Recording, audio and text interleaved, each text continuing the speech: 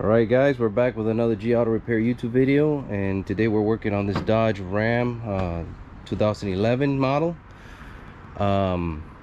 The complaint here is no charging.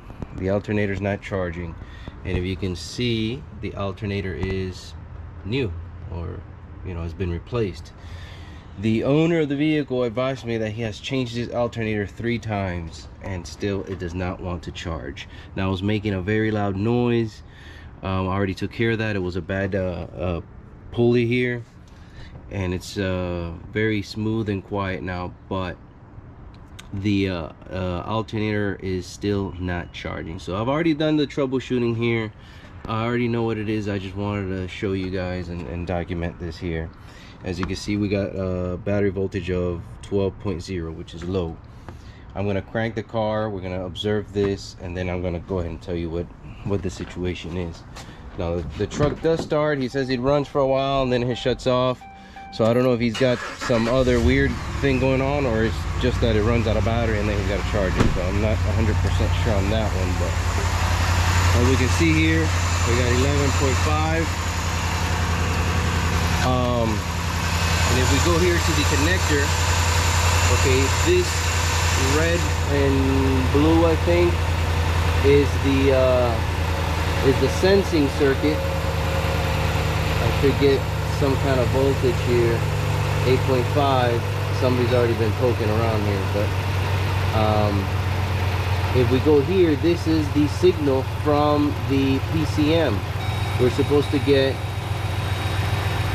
a pulse width modulated signal here. We're not getting anything.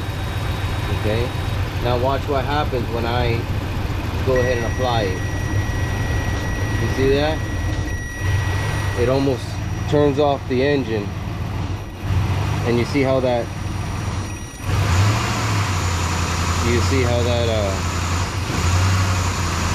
that voltage jumps up a little bit. So what does that mean? The PCM is not working. The PCM is not sending a signal.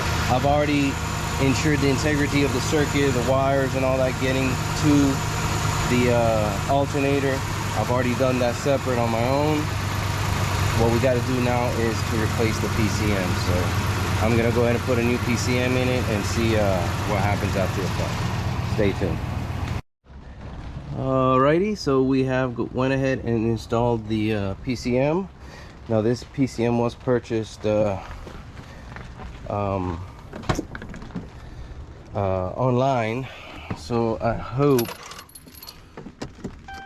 they said it was plug and play. Okay, so that's good.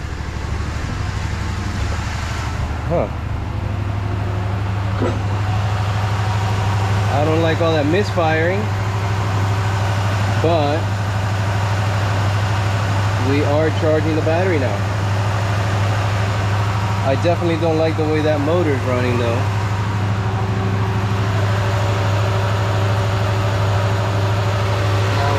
Now we're getting a pulse width modulated signal, 5.3.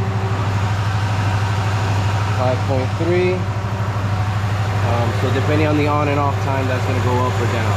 But as we can see here, we definitely are charging. So there you have it. It was a bad PCM. Now I need to find out why it's doing this.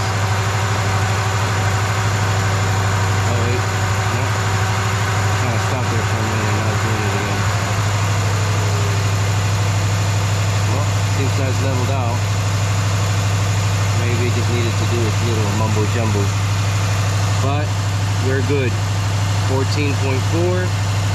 Let me go ahead and take this T-pin out. Oh, that wasn't supposed to happen.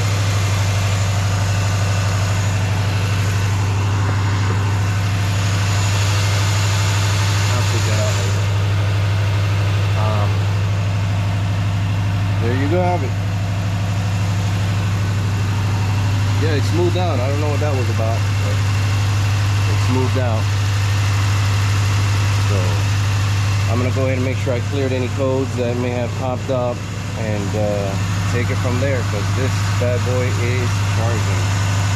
Alright guys, this was a quick video. Thanks for watching. Again, diagnostics is key. Again, customer replaced it 3 times. 3 times. It probably needed an alternator to begin with, so it's okay that he replaced it. But after he replaced it again and again, you know, he knew something was up. And that's what I was saying on the other my other video that I just posted recently, talking about diagnostics and, you know, diag time and all that stuff. Anybody can change an alternator, but knowing that's what you need to change, or when you do change it and it still doesn't work, what are you gonna do now? See?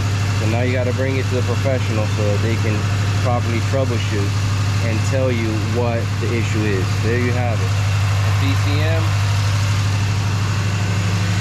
Truck is charging wonderfully. 14.4. It's smoothed out. I don't know what that initial craziness was about, but everything seems to be running wonderfully right now. So catch you guys on the next video. Like and subscribe. Ciao.